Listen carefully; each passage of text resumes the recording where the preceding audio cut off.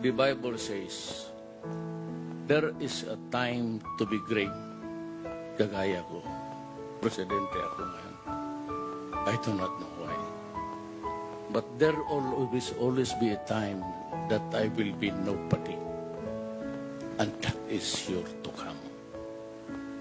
And maybe to die thereafter. There is always a time for plenty. But there is always a time for one.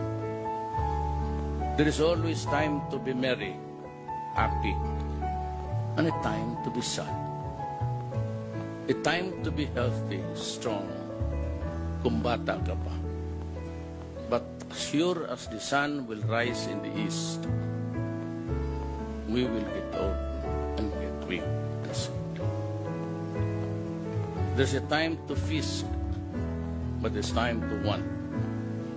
A time to be spending may pera ka, but sometimes may problema.